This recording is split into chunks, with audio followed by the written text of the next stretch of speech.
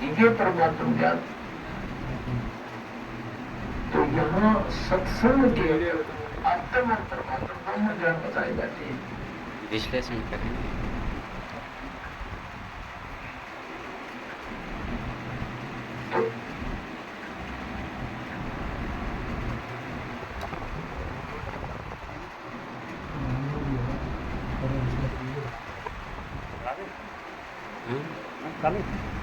हाँ चालू ही नहीं तो सत्संग दोबारा चला गया। इसको काट दो वापस। सत्संग चला। हम इस तत्व ज्ञान की इस पूंजी से परिचित नहीं होंगे तब तक हम अध्यात्म ज्ञान नहीं समझ सकते।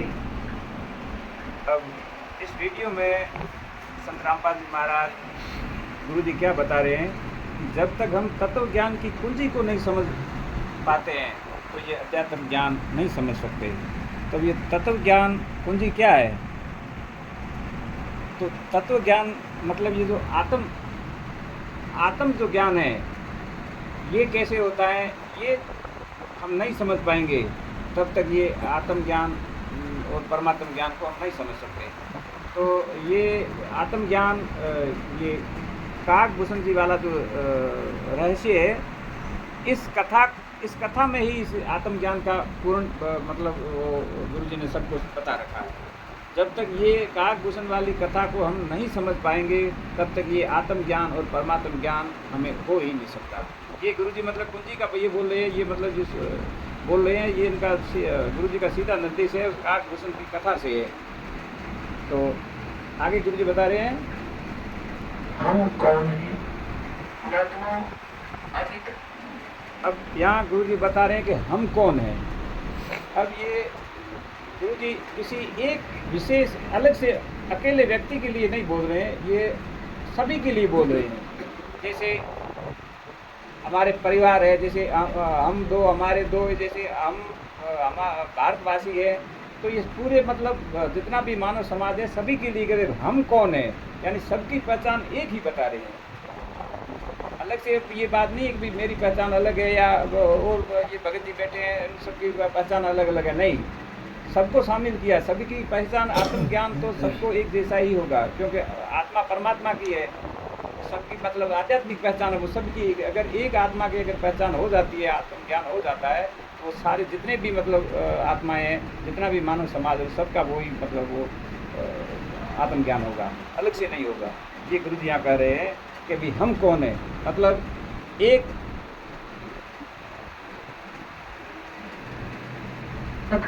हम सुना कभी थे ऋषि से कि आत्मज्ञान होना चाहिए। परमात्मा तक कहते हैं रूप की छाया और खुद के माही की ऋषियों से कि आत्मज्ञान होना चाहिए। अब यहाँ इस वाक्य से गुरु जी बता रहे हैं कि भी हमारे जो ऋषिगण है और ये जो धर्मगुरु वगैरह ये कहते हैं कि भी आत्मज्ञान होना चाहिए। तो ये आत्मज्ञान कैसा है तो उसके लिए आगे बता रहे हैं। वह कहते हैं रूप की छाया और कूप के माही ऐसा आत्मज्ञान जैसे कुएं तक सीमित है, उसके बाद कोई जरूरत नहीं। कुएं की छाया।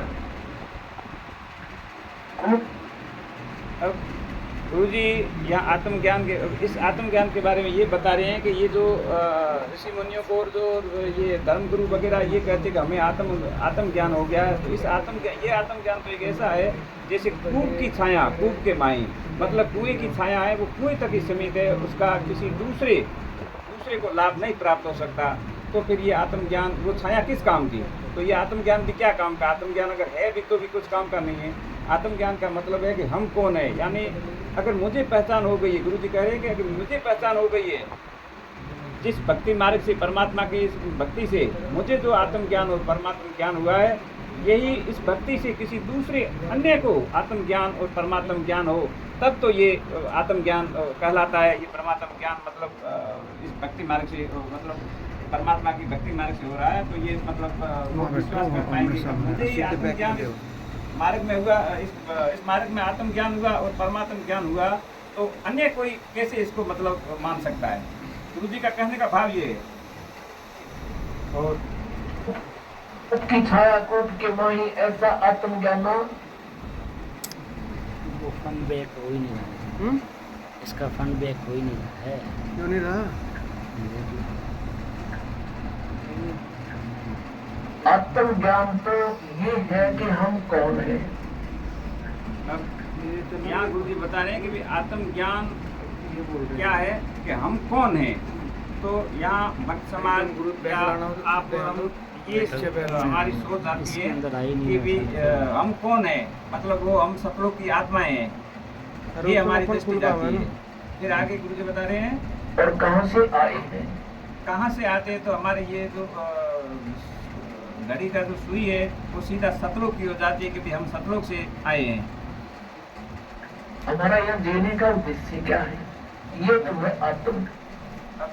यहाँ जीने का उद्देश्य है कि भी हमें वो सतलोक की प्राप्ति करनी है, ये हमारी सोच रहती है। जबकि गुरु जी के कहने का भाव ये नहीं है। गुरु जी यहाँ ये कहना चाहते हैं कि हम कौन हैं।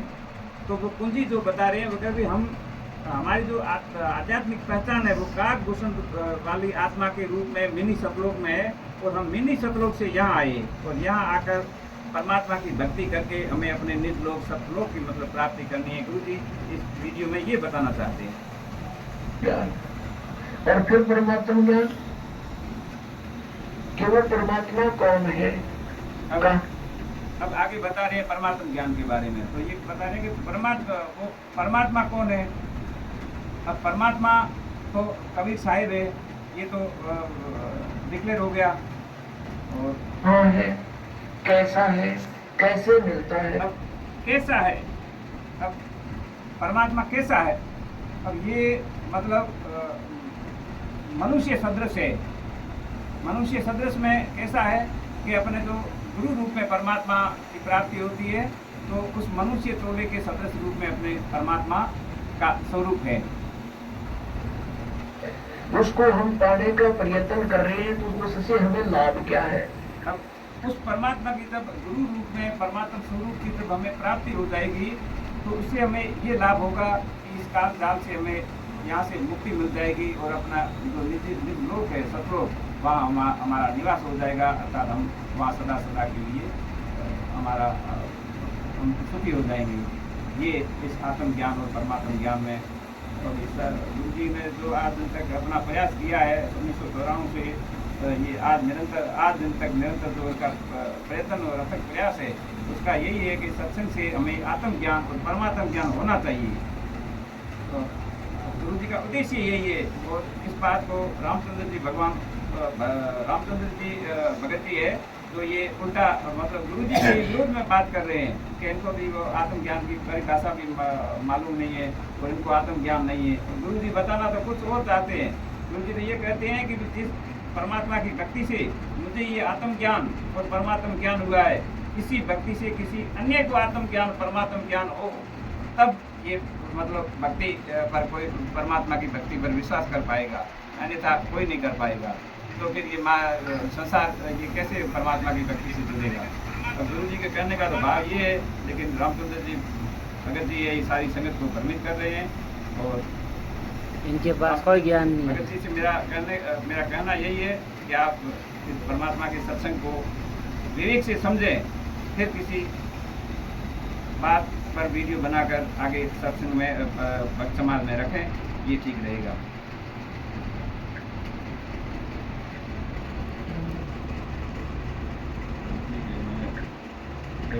वीडियो